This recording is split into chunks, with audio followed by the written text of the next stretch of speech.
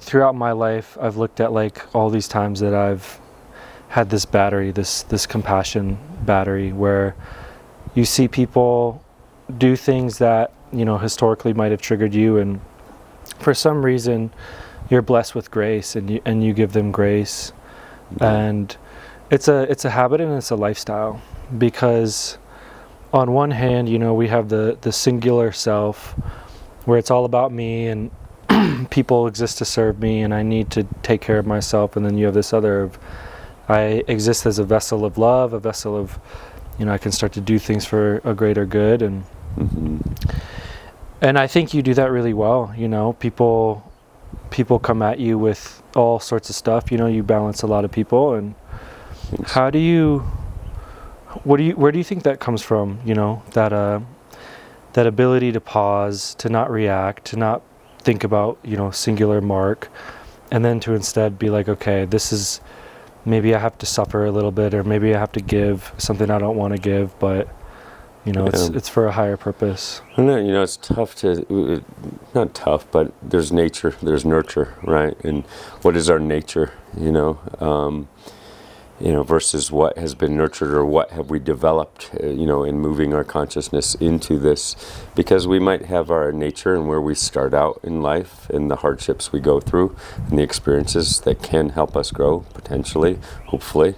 And then we have this, who we are, you know, whether it's past lifetime, or whether it's, you know, just the family culture of who we are naturally, right? And so, you know, I look at, you know, I more recently reflected myself anyway, of like, oh, I like to share, you know, it's just, I've always, as a kid, I remember, you know, even kindergarten, wanting to help people, you know, and so had this natural, like, wanting to help the underdog, you know, and I think a lot of people kind of like that, and it feels good, you know, the feel good came naturally when I gave something or did something. It's like, oh, that was dopamine, didn't know at the time, but it made you feel good. And so, you know, it's kind of I think it's been shown to really help people out of anxiety and depression when you start serving in some way and giving. And so that's been part of lifestyle. And then I, you know, obviously have some blessings to allow me to do that, where I'm, you know, at an age where I don't have to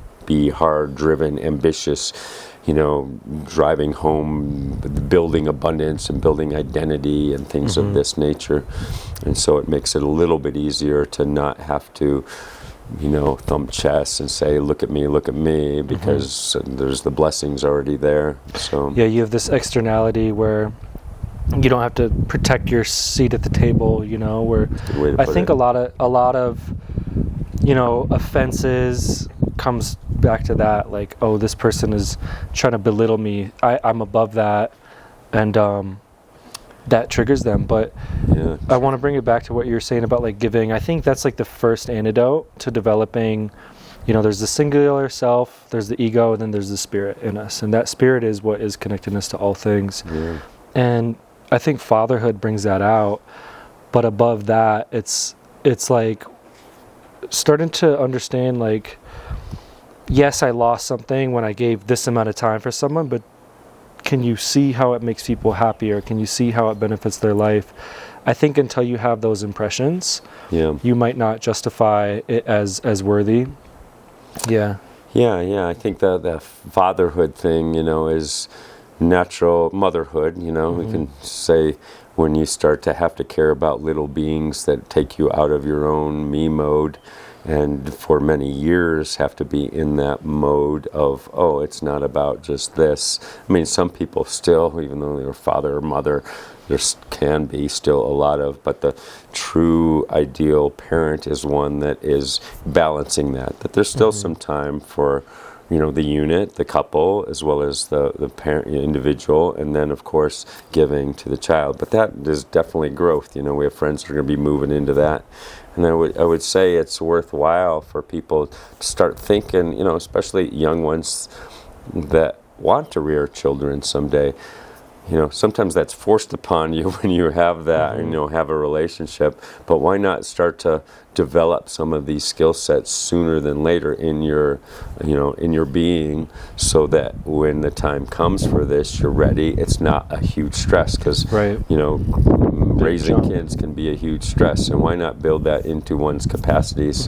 And so having this lens of looking at things, having the resilience or emotional intelligence, we'll call it, so that we're not triggered, because it's nothing like family to build, when you have closeness to people, that triggers come, that the emotions ride a little bit higher. That familiarity breeds contempt line, I think it was from Mark Twain, that when you're in close proximity with people, that's where some triggers can occur. And so finding ways to build that emotional intelligence, that pause, that ability to step back from the identity that has certain beliefs, and when you're challenged with those beliefs, oh no, I need to react or say. And eventually you kind of want to just pull back on the attachments to one's belief structures, not to where you have no personality, but to where you're okay with loving someone who has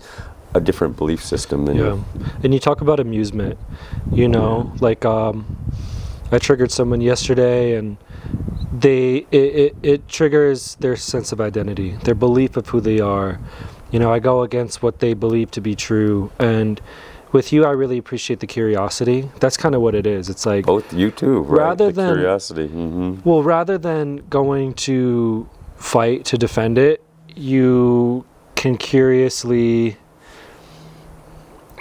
go closer to that trigger without it being like a pop you off. Because it's like your need to be right kind of kills it. Where it's like, let's just see what's up. Let's see what they're thinking. Let's see why they think that. And again, it's really hard when you do get put in a fight or flight reaction. You know? Yeah, and so I think that's the meditation practice, or some of these things that help you give more pause. Certain medicines out there that help you give. There's tools, we'll call them, that help you pull back from the ego and give you more pause and introspection. And so these are practices to put in place, because it's a biggie, right, for becoming a true man or woman, and having this ability to have a little more compassion for other viewpoints and lenses. And and the amusement thing is part of it, to be amused by your own attachments and belief systems, and then be able to watch others and not make fun of, but just kind of look at it and go, okay, here's what it is.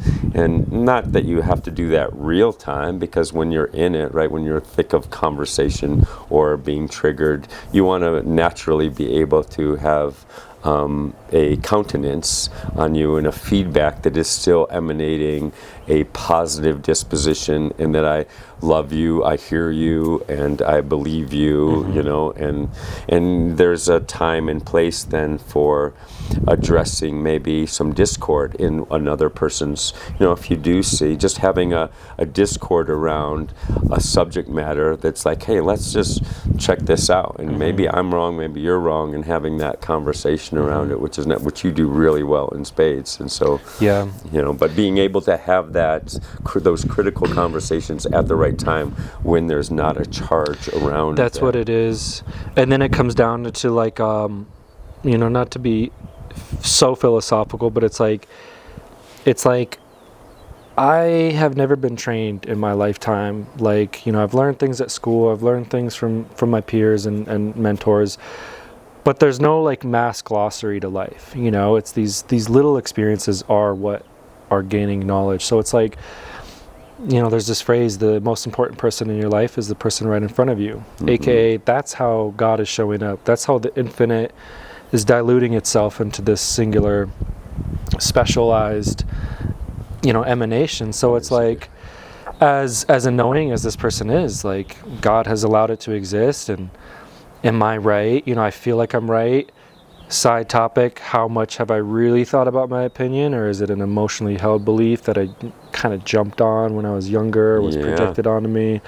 So it's like, here and now, if we're chill, we can have a little ingestion of the other person's viewpoint, like ingredients. I don't usually go to this type of restaurant. I don't eat Mediterranean food. I think it's kind of funky.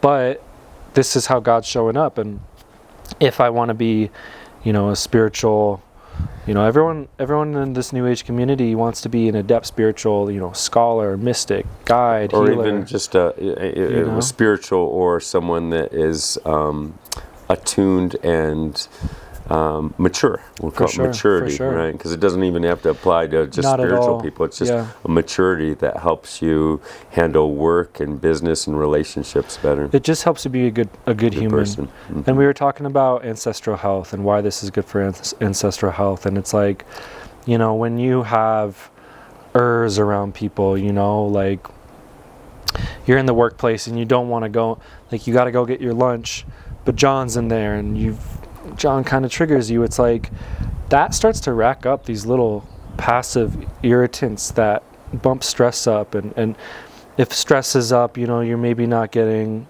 access to higher ideas, you're not in flow states. Like, yeah, good point. It isn't good for the physiology to hold on to these things, and a lot of it's just self-induced because of our attitude and our unwillingness to. Again, it's like you do not have to agree and accept, but it's like, why are we just scared to dabble with counter ego information or perspectives? We're just so addicted. Charged, yeah, right. We get these charges around us that make life unfold in amusing ways if you can look at it from that lens, as opposed to and I recall a time when and it was family life that, wow, how long do you hold the charge, right? Mm-hmm. We might hold that. Some people will hold the charge, and just because you're older doesn't mean you lose charge. Usually there's some wisdom that comes with age and having kids and or just growing up, but it doesn't always the case. There's plenty of it can be intergenerational. Yeah, it can be intergenerational, but it doesn't just go away. Right, it doesn't just go away because of time. Exactly. And so, how do we get to a point where we are less charged, where we're even more? I like to use more bulletproof, right? Mm-hmm. We can have resilience around things like, the charge can sometimes be in us for days, weeks, or months at a time. Mm-hmm. If we get punched once, we can loop, for much too long, and it does create the stress, the physiology, the fight or flight response that ups catecholamines, your breathing, your respiration. But it also affects the field. It affects the field, right? The coherence, your own coherence, right? And how life unfolds in the future. So bringing that back to that more homeostatic state or coherent state is what's really where some of that work is, right? And if we dovetail it into ancestral health and why that can be beneficial, right? There's the spiritual tools of meditation, which in some ways are ancestral health, right? It's a hermetic stress, sometimes forcing just yourself being to sit and just be quiet, right? And and put the attention back to one pointed attention or open focus, depending on the type of meditation you do. It's a hermetic stress, but so is, some sprints or some weightlifting or yoga, these things that are tougher on the physiology can, many people will probably understand how much better you feel. It's why a lot of people go to yoga, because the rest of my day is feeling good. I'm more balanced as a person once I do something hard like hot yoga. And I want to be more schooled on endorphins. I know going to the gym, helps with some feel-good endorphins. But more what I'm concerned about and thinking about is back to the trigger. I don't think 3 sets of 10 helps you prevent to get triggered. Yeah. What I think is a sprint or a hard something Pushing that really limit. Floods you with, I do not want to be here. Yeah. And then, with sprinting, they say a lot of it's 10 seconds on, 2 to 3 minutes off. So it's a long period of I'm chill, I'm safe, I'm allowed to rest. And again, we don't have enough discussion with ourselves. A lot of inner discussion is happening on a subconscious level too, but it's when someone ramps your heart rate up, if you don't have memories of having a ramped up heart and learning how to relax and learning that you can relax, some people they just don't know. They're I might be stuck in this state forever. Often. And that's where it even just adds to the You yeah, know? the new norm kind of creeps up and has for most people. They don't even recognize that their autonomic nervous system is up here, and that's where, you know, we can see on capnometry biofeedback or various kinds of biofeedback, where is your nervous system at. And you know, it could be part of your design too. Some people are more naturally up a little bit just because it could be part of your culture. Irish, you know, tend to be more hot-headed, right? You know, certain cultures tend to be more hot-headed, you know, and feel more and then charged more. Others tend to be more calm. You know, I see it in different cultures. And so there's compassions in order, but you still work to do no matter where your culture or you are to bring that nervous system down for your own health, for your own longevity. If you care, you got to find kind of what is going to drive you to want to do the hard work, to, you know, that motivates you. You know, sometimes it can be family, sometimes it can be your own personal health, right? Sometimes it can be getting out of pain, you know, to drive you to do the work that brings you more quickly to bulletproof or a homeostatic state that is balanced. And so, you know, these different tools, the ancestral health are one of them. Plant medicines can be, you know, sometimes things that help that. Especially because they can reveal so much subconscious, you know, like samskaras, basically, you know, like stuff that's stuck in the aura, the psyche, and it's just it's like flossing. You know, you got some undigested food in the it's the same principle, you know, where it's starting to rot, and that rotting creates a boost of bacteria, that bacteria, so it's just, it butterflies effects and or domino effects. Another thing that I thought was interesting, we kind of talked about this earlier, but I wrote it in the notes, is when you're triggered, and it's a strange phenomenon that a lot of people have experienced. You know, you're triggered and you're not seeking to understand, but you stay there because of like some sort of social obligation, you know, like your boss is yelling at you and you're not seeking to understand him. You're also triggered. And the risk of this is the importance of getting out of, you know, fight or flight, getting out of the heightened autonomic nervous system, is you're actually going to disassociate in that period. And then all that feedback that they're trying to give you, and you're missing out on it. You're missing out on it. And then what happens is, if you disassociate, you disassociate more. It's as you disassociate, especially unconsciously, it leads to, you know, that's how ADHD is developed, you know, like we leave our bodies because we're not in the place we want to be. And so, you know, like I can imagine this has happened so many times in your marriage and all this stuff. And it's like, it's just not a good place to be, you know? Right. It's just, you know, it's, if you're going to live in community, right? And there's joy in living in community, whether that be with family, whether it be with other people that have differences, right? And, you know, it's important, I'll just say, you know, it's important for us men especially. I mean, women, if they can get there, but their hormones tend to be, you know, drive them in certain, you know, ways, you know, different through the month. And so to be the rock, right, that's just there holding space, and, you know, for children, for, you know, women, for other guys, for that matter, other people that aren't, you know, but that's becoming kind of a real man or woman, for that matter, is being able to hold the space and balance of not being triggered or being in a state of ability to listen. And then what you do really well is inquiry, you know, is to not just hold the space and let people vent, but then to inquire, right? And that's a whole nother level of professionalism, is to go, oh yeah, and to be able to help them see things, move through their own. But that, you know, maybe that's another subject, and it's a pay grade that's even higher, right? That trained psychologists sometimes can help do that type of thing. But we'd all love to have that ability to have, you know, be able to inquire further to help them through their own processes. And it's a habit you got to develop with yourself and life. Back to the rock, you know, I do think, you know, so people who get on testosterone replacement, they know this massive loss of empathy.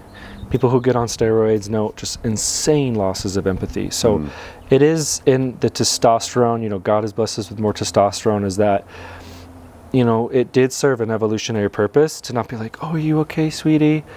But to learn how to actually shut off and be somewhat emotionally insensitive. Yeah. And of course it is the spiritual development that we want to become sensitive, but it feels like men are not triggered from Stacy said that and blah blah blah. You know, it comes down to, like, again, I think it's like pride, and then the fear that something that is yours is getting taken away. That's a good point. You know, like, my status is this. With my status, I have a better seat at the table, I have better access to food, I have better access to mate, and now you've demeaned me, and I'm really scared people are going to find out that you're right. And I have to go, and I have to fight, and I have to shame you, or I have to... Yeah. And again, like they say, women developed socially manipulative skills, because men could, I hate to say it, you know, physically hurt them, so they had to learn how to group tribe members against them. And so men even employ that same thing, where it's like, I'm scared you're right in your criticism, so I'm gonna surround myself with a bunch of other people that believe me. Yeah. And it's just, you know, it's can spiral the wrong way. It's all because, like, you're just scared. It's all fear. You're scared of them being right, and you're scared because it's like, what if you're right and I am a POS? Well, if you are a POS, Wait, what's a POS?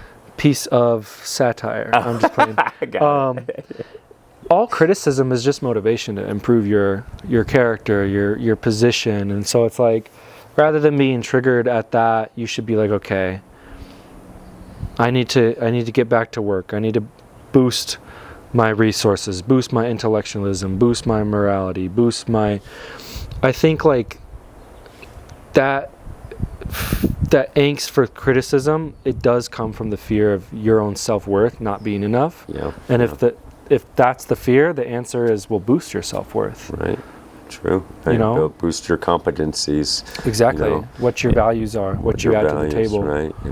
And part of that is holding space. You know, is being able to listen and being able to to provide value to community or others, right? Or steward, or to serve, right? Serve and give, and, you know, or protect, for that matter, right? Sure. And so boosting these other capacities.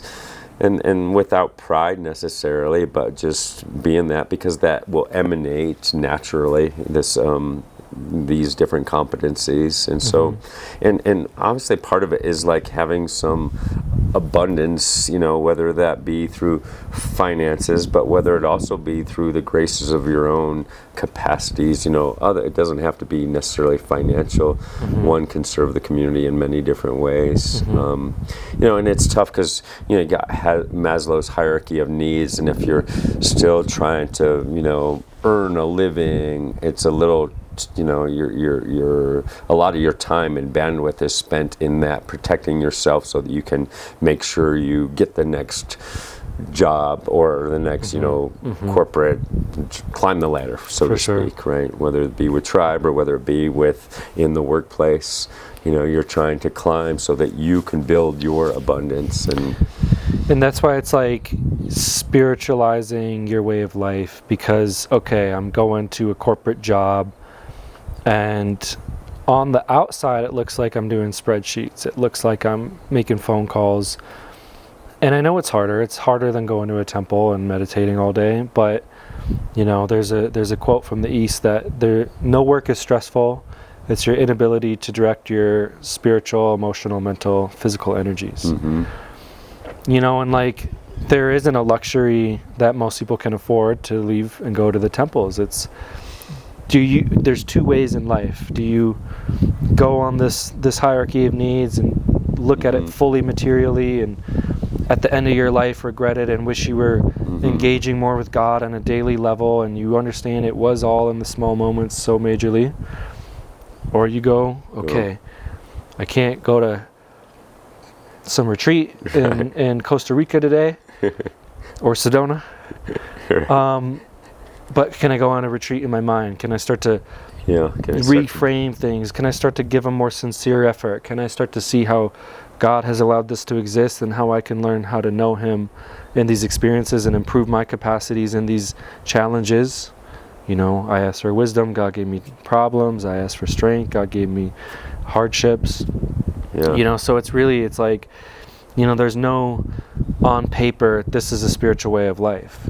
On paper, I could be going to a monastery and this and that and that, and I have no zest, no intentionality. Right. So it's like, it really does come down to your intention and how much you're willing to give, you know? Yeah, well, it's good, you know, that whole become the monastery yourself, make your life the monastery, mm-hmm. so that you can still be in the world, working in the world, but still have that a zen, an aspect of, I sometimes call it becoming the prayer, be a walking meditation, and that's why just building that habit of lens that helps you see things from either a musing standpoint or a way that is discharging, or certainly not adding fuel to any fire that might come your way, right? Mm-hmm. And that ability to discharge things, or not add fuel to fire, or be helpful instead of hurtful, is affecting the field, your field, and others that are around you. And so if that helps motivate you to do some of the work, and then it's how do you fit it into your day, right? How do you find time to not have to go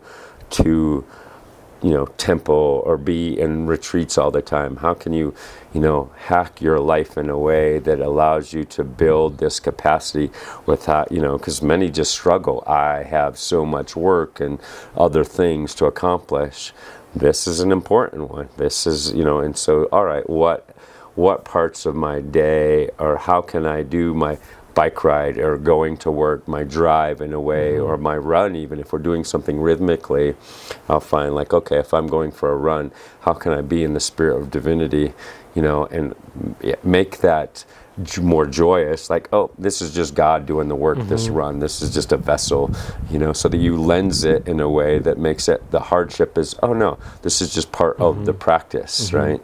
And that hardship could be in the physical realm, it could also be in the mental, whether you're meditating or whether it's with someone, so that you're ready when you're with someone, mm-hmm. to be fully there and present. Mm-hmm. And so these different hacks, we'll call them, or ways of living, so that you are, I call it behavioral flexibility, so that you have the right behavior, the right countenance, the right compassion, the right values when you are in a certain situation, whether mm-hmm. that be at a party, or whether that be with a loved one, or with it be during your work. So there seems to be this paradox where it's this dual-edged sword, and there's no escaping it. Where on one side, you take care of yourself. You sleep well, you eat well, you nourish the physical being. The physical being is, we have a brain, we have a nervous system. When that's in a healthier space, we can accomplish more, we can feel good about doing it. There's behavioral flexibility that's supported on that level. Mm-hmm. But then you look at, some kid in Africa who has none of those luxuries, someone in a third world country, someone in America who has been in fight or flight for years. And at the same time, Spirit is asking, do you want to come to this next level? And on a material level, they have nothing to give. My body's so inflamed. Mm-hmm. My wife sucks, mm-hmm. and I won't be shamed for saying that. It's like, here's the person that is doing all the good stuff and there's some support, but yet someone who's not doing all the stuff, there's still the requirement. They say we are either raising in health or raising in vibration or lowering it at all times. So it's like they're in a bad place, but there's still the invitation, do you want to come up this way? Taking agency. The ability to take agency, recognize, and when am I being in victim mode, right? That I have, life is controlling me, I have to do this, versus taking agency to spiral yourself in the right direction. And it doesn't have to be all at once, but taking the steps to put in place so that you are moving in the right direction. And everyone's in a different spot, but okay, what is it? Having that reflection time to go, all right, what is it that I should be doing to improve my sleep is the big one. Mm-hmm. It's a really huge one, right? What are the things that help me sleep better? Because when we do sleep better, we have better emotional intelligence, mm-hmm. regulation of ourself, right? And so what are the things that help us bring that right sleep in so that we're mentally stronger, emotionally stronger, physically stronger for that matter, and even probably have a better connection this way, alignment. And so, and so that's a topic that's worth rabbit holing down a little bit, because sleep is so clutch. And it doesn't have to be if you're only getting 6 hours because that's what your body is letting you. Maybe there's a power nap in the day that gives you a second chance to get that sleep and then feel good. You get a second part of your day. But to find that so that when you have to have a critical conversation or a critical situation for that matter, you're ready for it. And so, that's where the whole exercise comes in, getting sunlight, right? Whether it's cold plunging, the hormetic stresses that help you then go back into a balanced sleep cycle. Right. Yeah, and if people want to see a little bit more tribal living, they can come out here. They can join a retreat with us.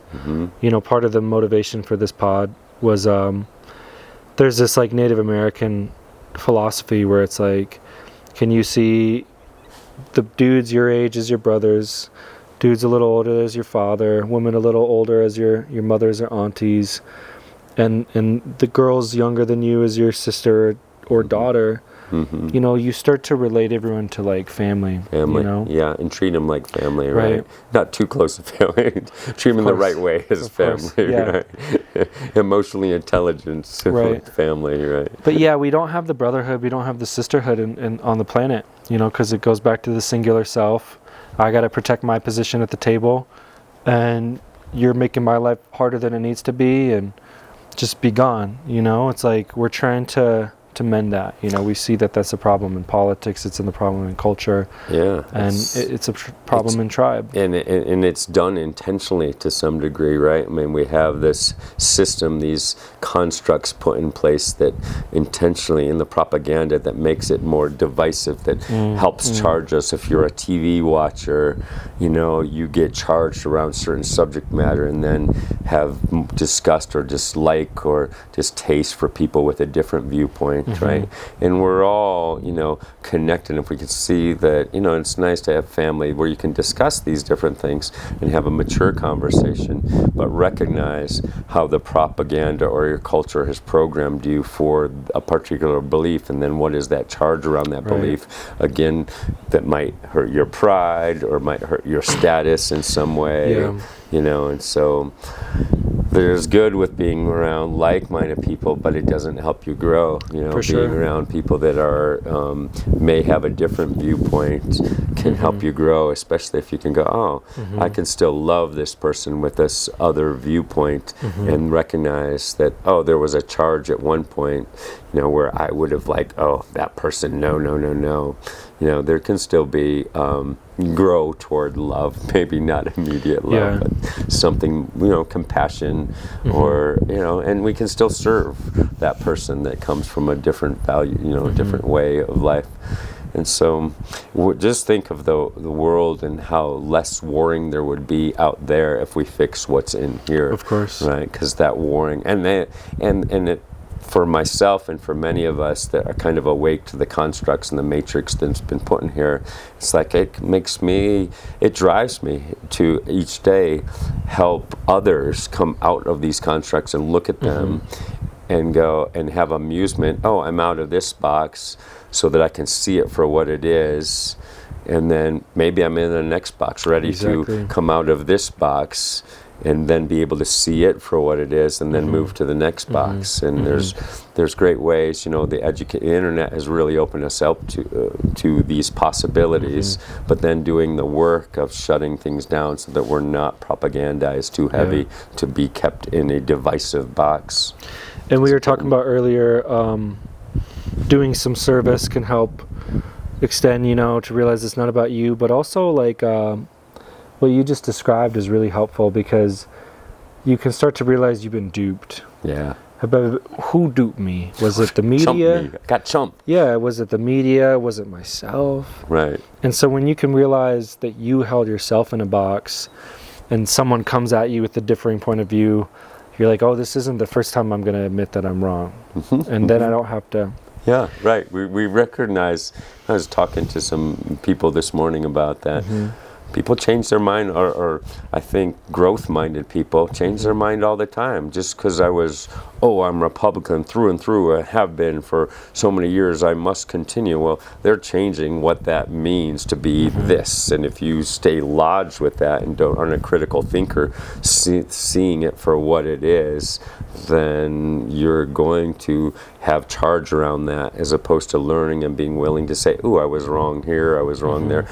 I have new data points from which to grow and to move upwards. And now, how do I accelerate that growth so that I can become better for the community, and hence potentially up your status, because you have the wisdom and the capacity, the space holding, whatever that is, maybe to bring in abundance or bring in intellectual, whatever that case is, to help the community grow."